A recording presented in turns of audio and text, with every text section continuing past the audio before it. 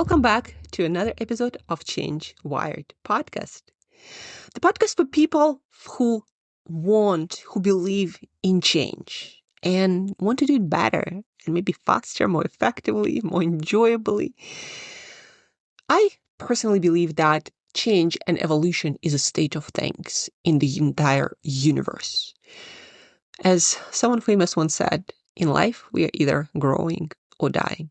And if you look in nature and the world around us, nothing is in the same state. Things are always changing. And in this podcast, we are looking into different tools, methodologies, strategies from all kinds of disciplines to help ourselves change in a more intentional, directed manner so we get to design our life experiences and the impact that we create in this world. My name is Shurina. I'm your host. I'm your partner in change, personal and collective evolution, your executive master health, self-actualization coach 360. And today I have a question for you. How do you actually get someone, a client, a friend, even yourself, to stop thinking about change and start deciding and taking action on change? Today, I'm talking to Charles Hsuan, a sales coach, one of a kind, the author whose book I have on my desk and I browse through almost every single day you're gonna learn about what the book is about and why Charles is such an interesting coach to talk to. Charles spent the last 9 years figuring out exactly how to do that, how to help people to stop thinking and start deciding and start taking action. Because every change requires a decision and an action. What I love about this conversation is it barely says anything about sales for a long time.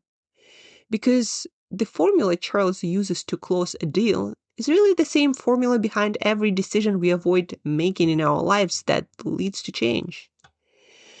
We get into 3 things that have to be true before anyone commits to change.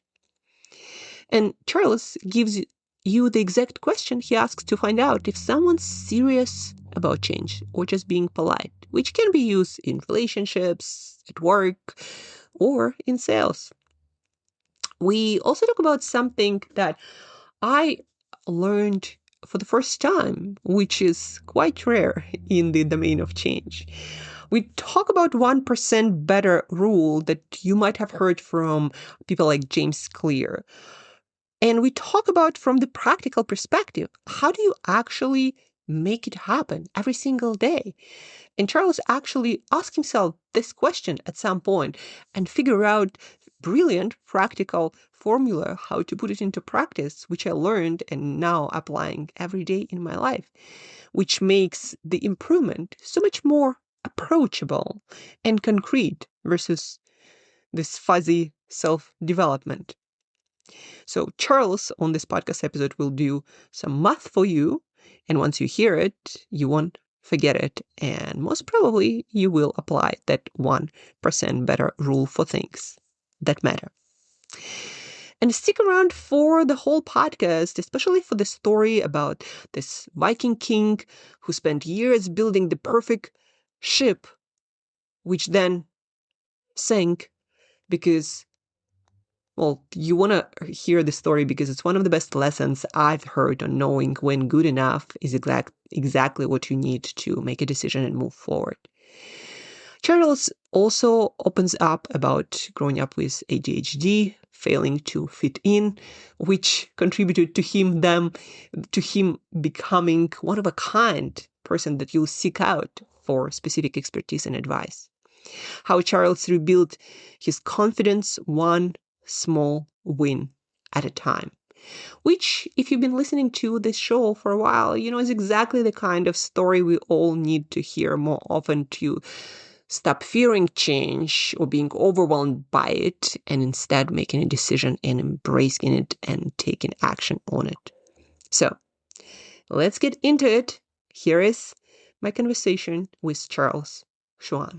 Charles Hsuan, welcome to Change Wired podcast, where it is my job to talk to amazing, extraordinary, talented people who do their best to be their best. And here on this podcast, you're going to share with us all the tools, strategies, tactics that you use to keep yourself growing and changing. Welcome to the show.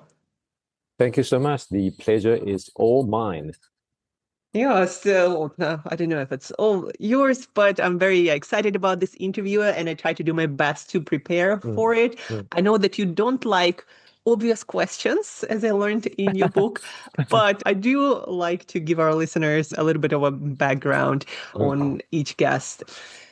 Well, maybe let's start with the question, how do you usually introduce yourself? Like, what do you You know that do? And yeah, go ahead.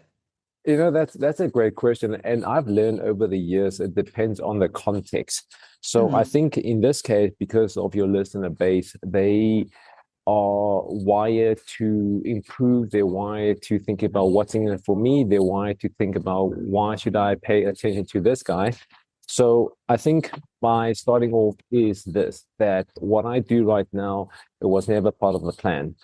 And because it was never available career choice, because when in high school you get your normal career choice. You study either something in business, in maybe finance, in medicine, in engineering.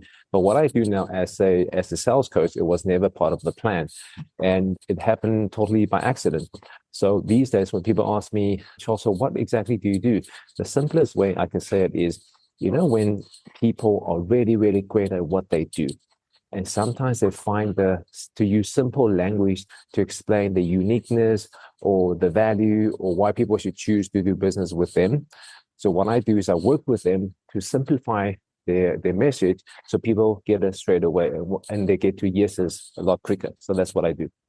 Okay, amazing. And you said that, it was never a part of a plan and you kind Mm. of just stumbled on it. How did that happen? How did you end up doing what you do? So when I finished the university, I studied financial management, and I wanted to become a stockbroker because because stockbrokers make money. It's I know it's so silly looking back. It's actually very naive.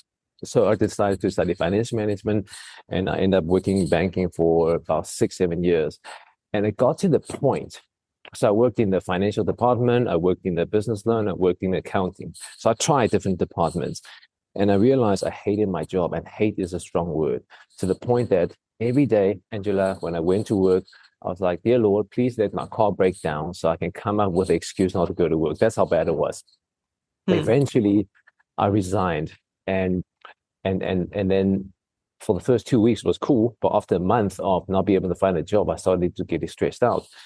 A friend of mine told me about the sales position, and I'm like, sales, I've never tried before. So I gave it a try. And I remember there were 5 criteria that need to have.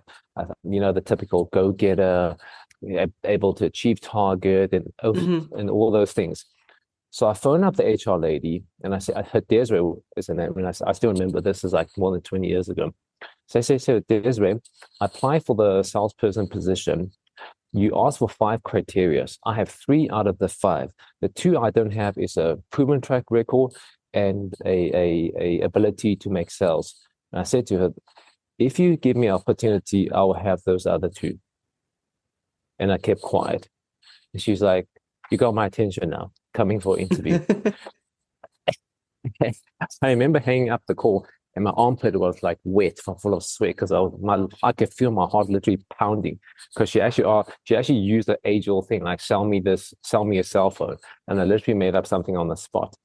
And over the years, I realized I actually have a knack to it, to the point that Hmm. I was the top performer in different companies I worked with, to the point that I was coaching and training my colleagues. Eventually, I turned it into a business, because this is what I realized, that for the past 10 years, that when you speak to business owners, they start businesses for different reasons, but what they all have in common is this: they all want to grow. In order Hmm. to grow, you have to have paying clients. In order to have paying clients, you have to make sales. And here's the problem: none of us have ever been taught how to sell in school. Never. So you pick up bad habits along the way. And I saw that gap, and I realized it's a trainable and teachable thing. So I turned it into a business. And the results of that is 63% of my clients have doubled their sales, not because I am some kind of genius, because I figure out a short way of kind of Yeah. make things to explain people to a way to help people become better at what they do in simple, plain language. Yeah, thank you so much for, this story. There's so many questions, like follow-up questions that I Go have. for it. Go for Hey, it. hey, you mentioned this like maybe small episode, but I think it's not small for the listeners of this podcast. When you say, you were in this moment when you were driving to work and you realized you want your car to to I break hated down. my job. Yeah, Yes, yeah. I hated exactly. my job. You, Yeah. you wanted to resign. Like this courage to actually do this, to follow through with that. Like where did that come from? Did you always have this kind of courage to pursue the things that you felt were right for you, even though you probably were scared and it didn't seem like you had a plan? Where does that come from? Like that You know, courage to. Angela, if you're the first person that's ever asked me that question, and if I have to think back, the question is yes. And how I test it these days is peace. When I no longer have peace, you have this thing inside you that is in your chest. If you don't do it, something's going. It's like you can't breathe. Yeah. It got to the point that I felt drained. I felt like I'm wasting my life. I felt like I look to my left, look to my right, because I used to travel an hour to work every day. I'm like, what am I doing? What am I doing rocking up? And because of that, my work suffered. Like I couldn't care less about my work. I was literally doing the bare minimum. And I was like 23, 24. I'm like, that's not how I planned my life. There must be something better out there. And I've actually carried this throughout my adult career. And the good thing is because I don't struggle to make decisions. My Mm-hmm. wife, on the other hand, she is to a certain point, she likes to contemplate. So we make a very good balance. So I push her to make a decision. She helped me to say, let's take 24 hours to think it through. So what I do these days, if I face a decision and I know it's a big decision, I will sleep on it. Because knowing myself, Mm-hmm. I can get impulsive. Yeah. So especially if it's a big decision, I'll take at least 24 hours and to say, okay, if I press the fast forward button, if I make this decision 3 weeks from now, 3 months from now, 3 years from Mm-hmm. now, will I regret it? If the answer is no, go for it.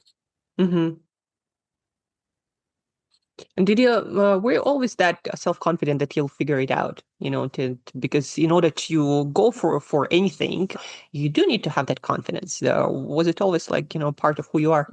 No, not at all. So I grew up, I have I have ADHD, and back in the 80s and 90s, it wasn't that well known. And because of that, I don't think my parents had an understanding of how to cope with kids like that. Because my dad was in the Navy, he was a Navy captain, so Mm-hmm. he's used to making one order, one movement. You don't talk back, you do as I say. Me, not a chance. I'll say why, and Yeah. that annoyed him. So, and because of that, and I didn't do well in school, so I'm not your typical Asian. Your stereotypical Asian is they do well in school. That's my sister. My sister had academic colors. She studied to be an actuary. She did that for 10 years. Now she's a math professor. That's not me. And I so growing up, the label ADHD was always associated with shame and blame. Mm. So I did not have a good self-confidence growing up. I had to repeat 2 grades in high school. So I finished at the age of 19 instead of 18. So you can imagine my self-confidence wasn't really that high. The only Mm-hmm. thing that helped me build self-confidence was sports. I played Hmm. basketball to the point I played for a provincial team. So I think looking back, that gave me, if I wasn't good at sports and I had nothing else to fall back on, my life would be very different. Very, very Hmm. different. Because, when you're a teenager, you very you don't know what you don't know. You're still trying to figure things out. You look at what the cool kids are doing. And I was talking to my wife about this the other day. I'm so grateful. Nobody in high school ever offered me alcohol or drugs. Hmm. They're probably like, eh. And I was overweight, by the way, because I was emotionally eating.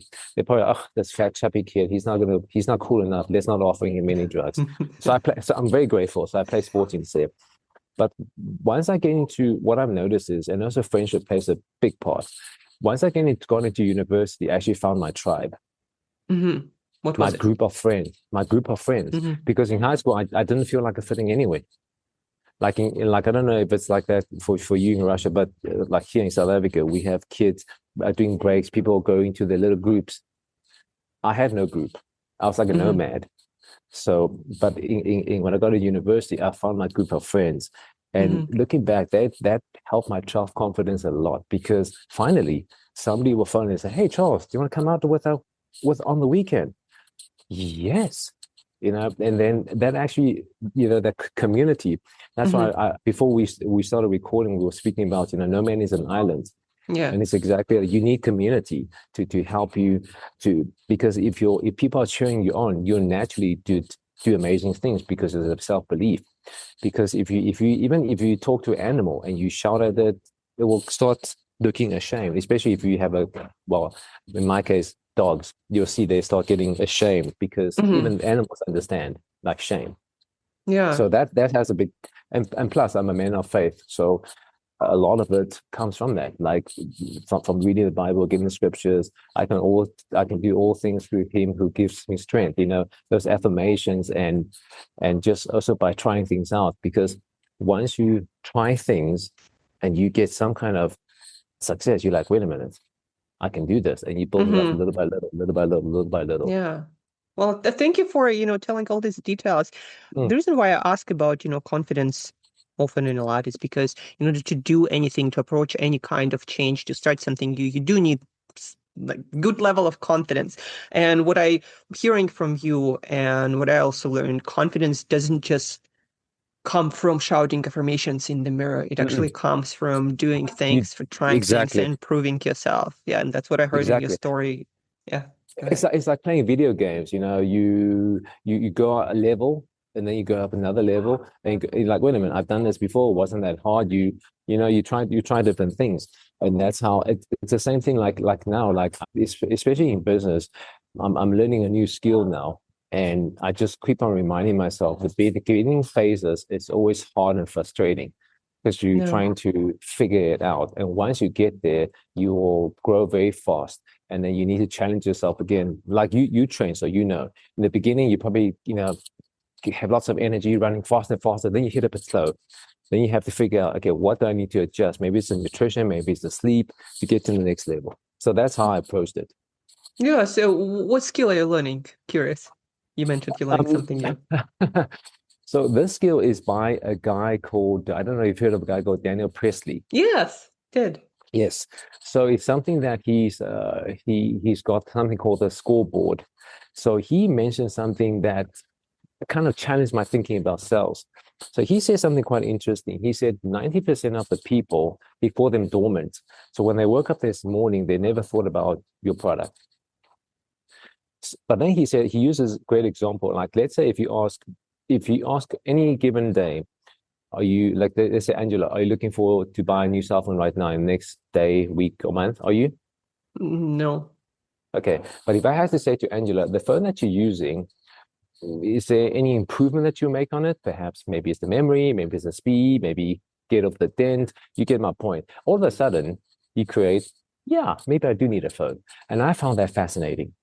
And he's actually created a platform to help you with the server questions to get to those dormant ones. That's a skill I'm learning. Mm, And okay. it's a bit frustrating, Daniel, if you ever listen to this, it's a bit frustrating in the beginning because on a live webinar, they make it look so easy. And then when I'm actually doing it, I'm like, oh, it's not as easy as you show it on the webinar, but obviously because you're in beginning phases. So that's a skill Yeah. I'm learning with it now. Yeah, and the reason why I also again ask is when you're learning something, you just said something interesting as well. Like when you try something, it's never as easy as you thought it would be. And then the second thing, you always feel not as confident, not as competent or capable, and that is fine. That is how you feel when you're learning a skill and figuring it out. And Yeah.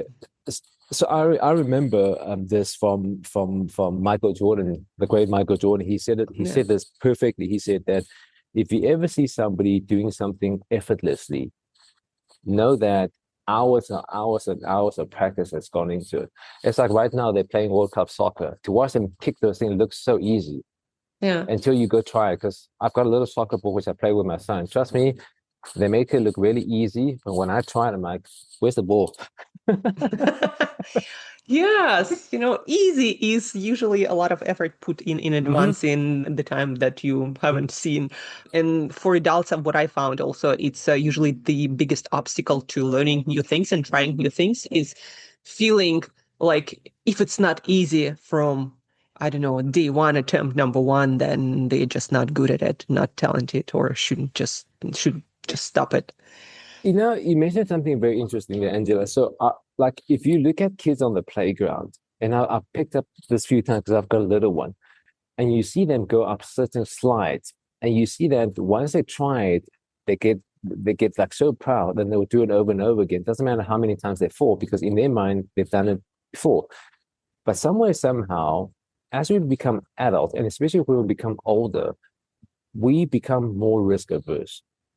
I don't know if it's a biological thing, but somewhere, somehow, people stop trying being more risky. I think that's why, if especially if you look at professional sports, like I'm a big fan of sports in general. So the Hmm. two sports I watch a lot, one of them is NBA, one of them is professional boxing, and I check out the average age, 26 to 28, Hmm. and it's quite interesting because the male brain don't mature until that age. So they think before they act. So I think maybe once you mature, you'll be like, let me think about it before trying. I might hurt myself. Maybe it's because of that. Because I remember that years ago when I was like in my 20s, I was strong and young and youthful. I'll go down the stairs very fast. And my great aunt, she probably in her 60s or 70s, came to visit us. And I kind of like half teased her. They said, hey, you like walking so slowly with every step. She says to me something I've never forgot and never forget. She said to me, Charles, once upon a time, I was also young. And I'm feeling it now. Like these days, if I wouldn't run down the stairs, I'll be like, let's think about it. I don't want to hurt my knee or crack an ankle. Anyway, that's just my take on it, though.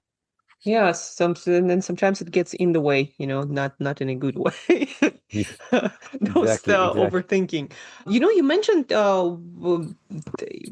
your son a couple of times here, and I remember reading something about building or teaching your kid or your son building Lego restaurant. What was it? Yeah. And what's the story? So he's falling in love. He's almost 3. He'll be 3 in September, and he's got a fascination with Legos right now. And him and his nanny will be building. And the other day, I asked him like, "What restaurant are you building?" He said a burger restaurant. And I'm like, "What about a pizza restaurant?" It's like, "No, no, no, burger restaurant." What about a steak restaurant? No, no, no, Daddy, burger restaurant. Like he was so adamant about Yeah. it is a burger restaurant. And it fell a few times, a few pieces fell off, but he was so dedicated. And it reminded me about the lesson of focus, because a lot of Hmm. times, people have the shining syndrome. But for him, he had this idea in his mind that he's going to build a burger restaurant, and he's there to build it. So it doesn't matter what distraction was out there. He was so focused. And at the end, I mean, I shared it on LinkedIn. He built a beautiful burger restaurant with help, of course. And Yeah. it just fascinated me. Like he was so zoning on it. Yes. And what I learned also, and as you actually mentioned, I think somewhere in the story that so many troubles or maybe challenges with us with adults achieving things come from like not lack of opportunity but too many opportunities, and we spread ourselves in so many directions, and our energy and time is all over the place that we don't achieve much progress on any of the goals we have. Now my question to you is about you achieved quite a lot of success in your life, building your business and writing books. It requires a lot of focus. Like, what are your tools, secrets, strategies, tactics for keeping yourself focused on, this one thing or very few things while building that? Or You know what? If you, I think, thank you for the compliment, by the way, and it came with many failures. So, One thing I didn't share in the book is that so I started a business in 2017, so this would be year number 9. The first 3 years was really, really tough. I got into a lot of debt, and to bear in mind, I have never ever been in debt as an adult because I hate Mm-hmm. debt. I saved up for 3 months, naively thinking that I'll be able to, and I only got my first paying client 7 months later. Mm-hmm. So by that time, some of the savings are already with, and then also you go through the stage of denial because you don't know what you don't know. And as you know, building a business can get quite lonely. Long Yeah. story short, for the first 3 years, I really, really struggled because I realized something so. So let me share the aha moment. For about 3 years, I positioned myself as a storyteller, Mm-hmm. which it sounds amazing. Yeah, storyteller, great, great, great. But it's like, okay, but what is it? And until I spoke to a guy called Douglas, and he asked me the question, like, Charles, okay, so storytelling, what does it do? Well, it helps people communicate better, but what does it, the end goal? He said, help people make sales. And he goes, aha, that was the moment that things changed. I realized that more my story selling is actually help people to make sales. So people are not buying adjectives; they're buying outcomes. They're buying a Yeah. transformation. Just like with you, they like this. Like people want to work with you not because you have a coaching program. It's because they want some kind of transformation. And when I realized that, and I start including them a message, that's when things start to change. And unfortunately, they don't teach. You can't teach this in school. You have to go through it yourself because of one person's observation of that one conversation. I go, huh. So these days, I say to people come to me for one simple reason: sell more in less time to the right clients. Sell more in less time. It's like if I only had 10 seconds, that's what I'll say. Sell more in less time to the right clients. That's it. But it took me 7, 9 years to distill that into those Mm-hmm. simple 3 phrases. Yes. Outcomes, in transformation, we always need to focus on that, like what it is that people want, and your book, actually, the alphabet soup of selling, I'm holding the book right now. While reading this book, I actually was thinking about so many things, not sales related, about personal Okay. growth, about people's development, about people developing their relationships and sort of opening up themselves to the world and opening up the world to themselves. Right. And I was thinking like, sales is just a context through which you expressed all of these things that you believed in, right? I'm the kind of person who looks under the hood or reads through the lines and sees something different in it. But what you also just made me realize right now is if I, were to be looking for a book, I wouldn't be looking for those things. I would be looking for things like things on sales or something else business related, right? And everything else would come for the right. And it's kind of like this phrase that you often hear: sell people what they want and give them what they need. Uh-huh. And it seems like, that at that time you learn this lesson that yes, you give people a lot more and you teach people storytelling, etc. But that's not what's going to hook people, and not why people would choose to work with you. No, absolutely. And you know what? Like I said, these are just lessons and observation that learn because I always go back and think about why did this client end up working with me? Why did this one Yeah. not? And I'll ask them questions. And over time, you start spotting patterns. So basically, what I've noticed is if I have to break it down in a very simple formula, in any type of purchasing decision is 3 things: emotion plus logic plus urgency equals decision. Yeah. Emergency plus logic plus urgency equals decision. Then always need to be some kind of emotional tension. Something must be not going well because if everything's going well, why would I need to talk to you? Yeah. You know, and so that's important. And logic. Okay, what are some of the facts that's showing that things are not going well in this person's life? And the most important thing is urgency. How urgent is it? So I broke it down into these 3 simple formulas. Sorry, 3 simple things to because at the end of the day, if you're speaking to a potential client, you need them to make a decision.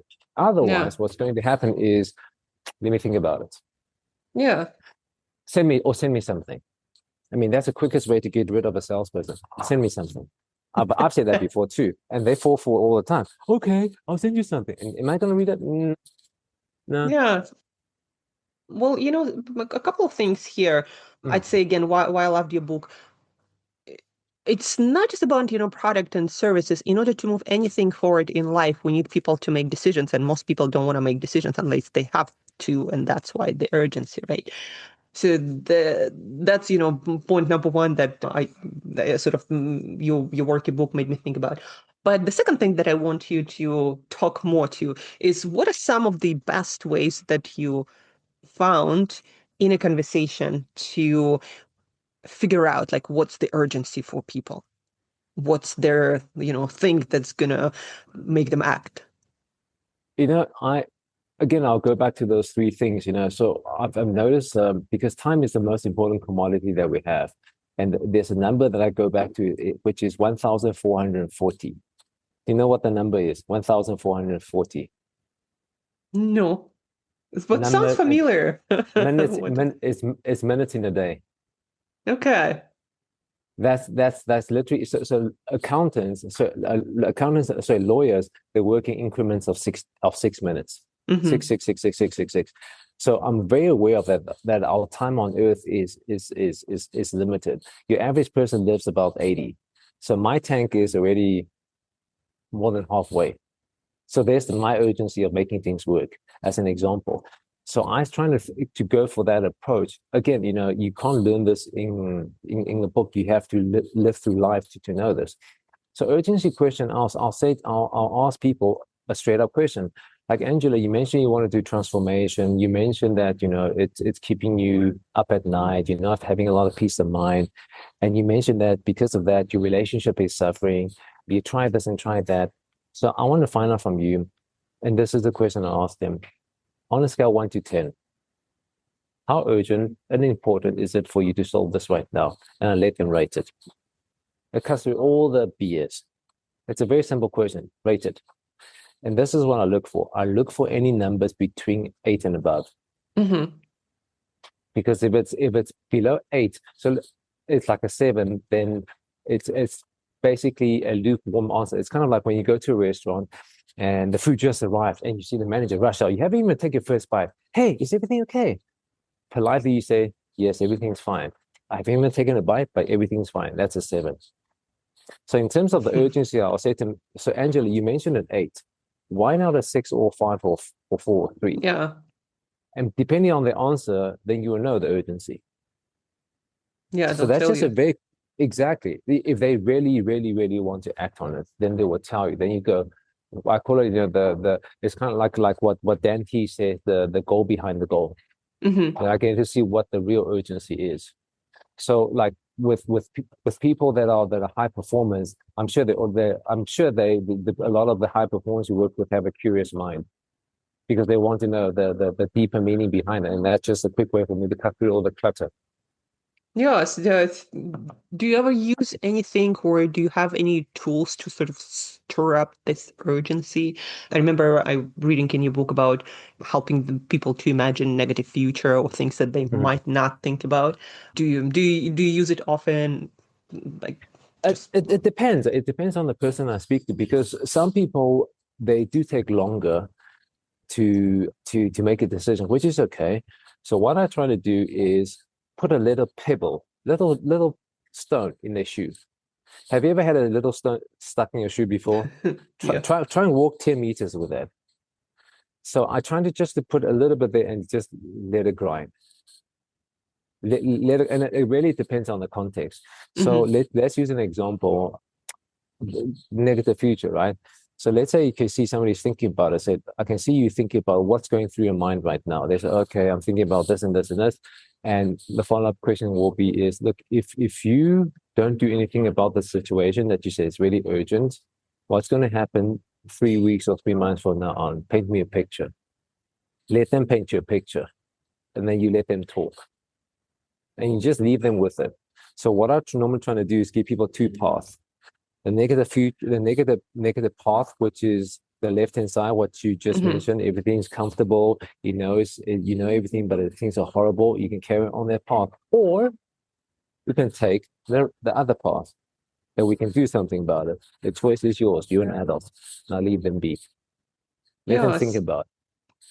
It's such a also, good coaching technique for people to self-coach themselves, to sell themselves on some sort of change of vision. Meaning, very often people would say, well, I'm just not motivated. And I always say, well, what's like a bad thing that can happen if you just keep saying to yourself that you're not motivated instead of taking action, right? Mm. And what I learned, a lot of high performers learn to make themselves take action by envisioning that negative future or negative consequences. And that's how they sort of bump up their motivation when they need it. You know, what you were talking about now is like we either, I'm sure you've read the study before, like if you had to ask somebody to, let's say, flip a coin, heads or tail, and say to them that if it's heads, you'll win $100, and they guess it right. And the second time, heads or tails, say to them, listen, if you win, you'll lose 50 rand, but if you lose all the money. People most likely will choose to avoid pain. For something about our brain, like I think it's on a natural thing to stay alive that you want to avoid pain, Yeah. because any person trying to yeah, it's like they're born to avoid pain. Even animals, they're born to avoid pain. So I think it's in us that if we use the negative future and we really think it through, we're most likely not to do it. But I know it's a lot of things that goes beyond that. Sometimes with addiction, it's a different story. It's like you want to do it, but that thing's got hooked in you so deep that you do need professional help. Because Yes. unfortunately, I've got friends that's been hooked on drugs, and one of them unfortunately turning to male prostitution. And he came from a very, very silver spoon background.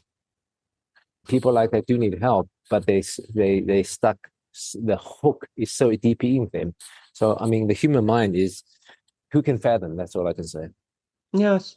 But as you mentioned, I find it fascinating that we are motivated by pain more, but we're actually not that aware of that fact when it comes to motivating ourselves. We think like, oh, if I envision great future, and if I think about all the great things I'm going to get, and all the goals, and all the, I don't know, money, etc., that I'm going to be motivated. Well, actually, if you just think about all the things that you're not going to get and how you're going to lose and how your life going to be not what you want, that might be a better way to motivate yourself and your customer.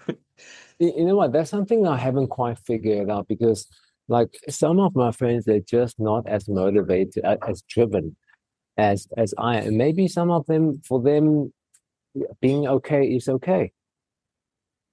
For some people, maybe I mean, not everybody is going to be like so driven. Like somebody like Michael Jordan, for example. I think Yeah. that's it. I think that's a problem to be that driven, that you're willing to sacrifice a lot of things. I mean, there must be a reason for that. So when it comes to, I've noticed like some of the clients and friends I've worked with, some of them are so driven, and I found out a commonality, Hmm. and that is they came from a family or they came from a background that didn't have money, or their father lost a business, and that fear in them.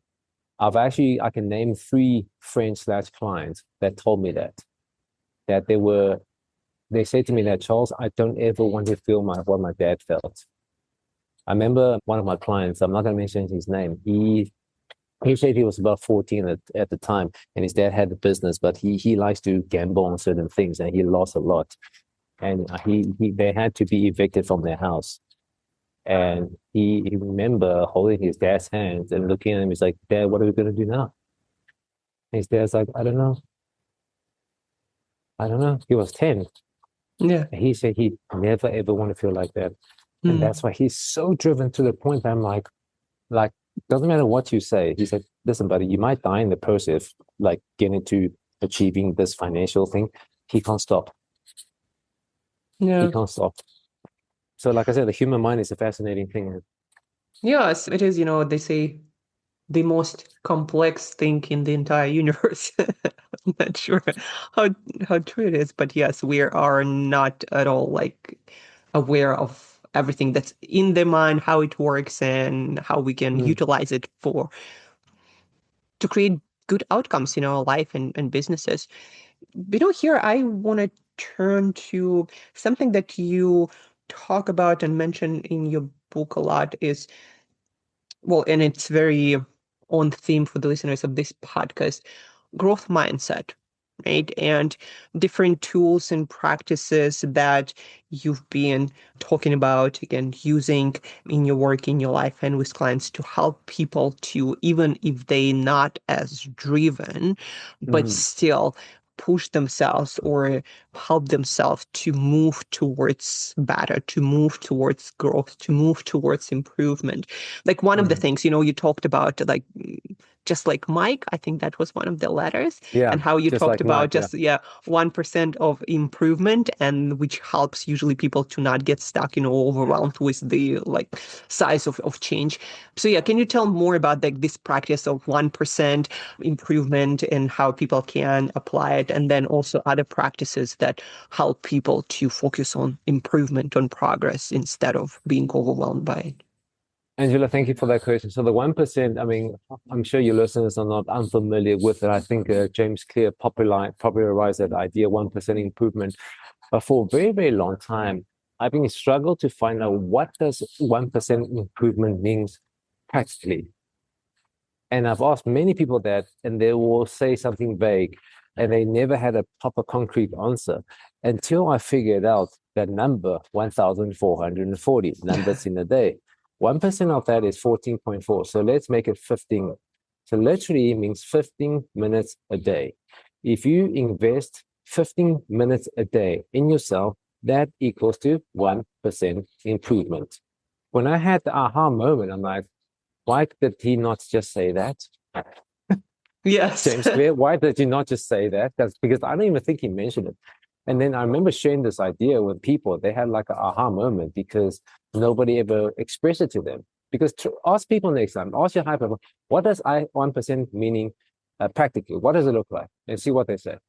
I'll be very interested to see what they say. So what I've been doing for years is to discipline myself. I literally set a time on my watch, 15 minutes, 1 5, reading every day. That's Yeah. 1%. And it's accumulative. And these days, because of a little one, I have to get up earlier than the whole household. In my case, it's 4 minutes, 4:50 to be exact, every day. That's when my alarm clock goes over. I get up early, do my devotion, and I set my a timer and I read. 15 Yeah. minutes. That's practical. And exactly, because it's so practical, it feels doable. And you also mentioned in your book somewhere, that it's very important to make things measurable in sales for Mhm. sure, but also in anything that we want to improve or create in life. Like if we don't make it measurable, it's always what I notice is going to be, there is going to be some excuse. We not you're going to be able to, I don't know, do it because we think we need more time. But making it very Mhm. concrete, very small, very measurable, like 1%, making it Yeah. in something you can relate to, makes change and improvement approachable. And that's what you want Mm. if you want Yeah, to work. absolutely. So you were talking about measurables, right? So not everything will be as binary as 15 minutes. So I remember another case that I remember reading from Dan's story. I think it was Dan that shared it. Dan Heath that shared it, and he speak about, like, I think it was a conversation between a psychologist or a coach with somebody with that's going through marriage trouble, to say that how would you know your marriage is improving? How do you know that the things between your husband is going better? And she said something like, when I enter the room and when I talk to him, I see he'll stop whatever he's doing and look at me again. I was like, wow, okay, okay. That's when you notice a change. So sometimes in coaching, I ask people to say that, like, not so much things are binary, like Yeah. what would you start to notice that you realize this and this is working? They Yeah. sometimes they say it's an attitude. Okay, tell me about the attitude. What does that look like? Paint me a picture on Monday morning. What does that actually look like? And then again, they're visualizing it. Then they click. Then they maybe the negative person start giving people compliments. Maybe it's the negative person stop offering, say, "Hey, Angela, can I help you?" The attitude change. Then it becomes concrete. Yeah. Little things And like that. that is such a very important, I feel, thing to also highlight in sales as well, because yes, we want numbers, right, in sales, but usually before numbers, before something you can measure, there are other signs of progress that happen, right? Whether that's, I don't know, weight loss or working on yourself or working on your business, like the numbers are quite often a very lagging It's the indicator. result. Yeah, the numbers Yes, is the result of something that you have done. exactly. And in your book, you mentioned that, the importance of, I think, what is it, like X zone or something about learning how to measure progress and not just focus on, I don't know, that number or, Yes, it was the so you're talking about the alphabet X, and yeah. because I remember chatting to somebody, they say, and they out of the blue like, "What's X? What alphabet is used for X?" I'm like, "Excellent question." Then I shared the story with them. I said that because growing up, I wanted to be a professional basketball player, so I used to measure. I don't know. Did you ever measure your height growing up as a kid next to the door? I think we all did that. No, I'm doing that. No, yeah, did you? they do it at school. Yeah, exactly. I mean, I remember doing it. So every year I'll measure to see if I have Yeah. grown and grown and grown. And it got me thinking that you never ever say to a child, listen, you're 10, why aren't you at this height yet? Why aren't you at this? Like, what's wrong with you? Are you not playing enough? Are you not? You never say that. However, cells, it is the only thing that defines gravity. It goes up every year. So the point of X is the X that marks the growth. It's the spot that marks the growth. Instead of looking like, hey, Angela, you still got 20% to go. Look at it this way. It's like, Angela, you've done 80% already. Wow, well done. How do you think you did it? What were some of the things that got you to 80%? It shifts the mindset instead of like beating somebody down with Yeah. a stick. You get them to reflect because I've noticed that once people understand how they did it, they themselves will be motivated because they'll be like, wait a minute, I did 80%. So yes, I guess I can do a little bit more. Yes. And that also reminds me of the concept by Dan Sullivan from Strategic Coach, where he talks about gain versus gap. And when you focus always on the gap, it keeps you in this state of frustration, stress, and like you're never enough, which is not really motivating. Whereas if you focus on the gain, on your personal progress and what you've accomplished already, and you learn from that, that just keeps you a lot more motivated, learning and Mm. wanting to improve. So yeah, that reminded me of that as well right now. I know And this conversation is going to like just like sparking ideas. It's great. yes. Well, sparking ideas. Yeah, we could be talking for hours, but you have other things to do, I'm sure. So it's going towards conclusion and the end.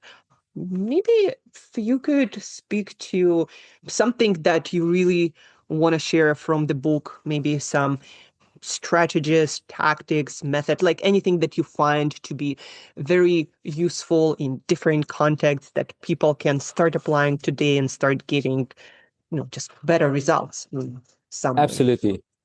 So I'll start with the letter G, and G is for get mode. And if you're listening, I want you to say, I'm getting some get mode today. So let me explain to you the story behind get mode. Get mode is GETMO, and it stands for good enough to move on.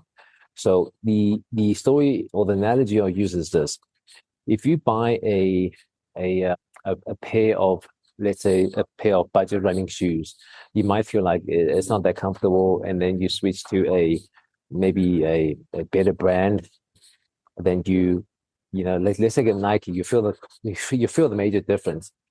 But then if you go a step higher than that, you notice, I think the economists call that the marginal gain of utility. I think that's the right word. It gets less and less and less. So get more good enough to move on is you need to have an idea of what does the end look like. Mm-hmm. Because I shared my personal story there. The first time I got hired to do a speaking gig, I practiced and I practiced. I spent more than, I think I did like 75 dry runs because I wanted to be perfect, to the point that I actually hated the context because I never said to myself, what does that look like? So these days, with most of the things, I go for getting good enough to move on. Because if you don't have the ending mind, especially with high performance, then when are you going to stop? When is enough enough? Because Yeah. I remember the story. It was, I forgot which king, could be one of the Viking kings, that he wanted to build a ship. You can Google that. People can Google the story will come up. He wanted to build the ship, and he like basically spared no budget. So he hired shipbuilders to build, and he wanted to have this deck. Then he wanted to make a double decker. Then he wanted to add guns. Then he wanted to add sculptures. And then to the point that the person that he hired had a heart attack because it was never, no jokes, because it was never ever done. After years and years of doing it, eventually they got a group of people came to watch the maiden voyage. And unfortunately, the boat was so heavy, within 2 kilometers it sank. So did all the sailors died in that. And all the royalty watching horror to watch people die and sank to the bottom of it, because this king unfortunately didn't know what end looked like. So Gitmo, GTMO, good enough to move on. When is it good Yes. enough to move on? Yep. Thank you for sharing that, because yeah, otherwise you might end up just, well, first of all, I think it's just you might get yourself busy with so many things that never end, that you never actually move forward in terms of results and shipping work and yeah, and moving your life or business forward. So you'll Absolutely. So the book that you read and enjoyed, it was literally a Gitmo, because if I had to analyze every single sentence, every single this and that, and every single spacing and cover, I'm like, this book will never be finished.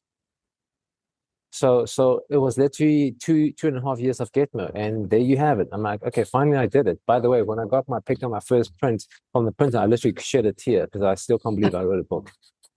yeah, it's like giving birth. I think Exactly. the closest you could get to the experience as a man. That's one of the questions that I always love asking. Is there a question that you wish I had asked, but I didn't? If it is, what it is I and how you would answer. I ask people the same question, and you're the first time. This is the first time somebody asked me that question in return. Was there a question you should have asked but you didn't? Let me think.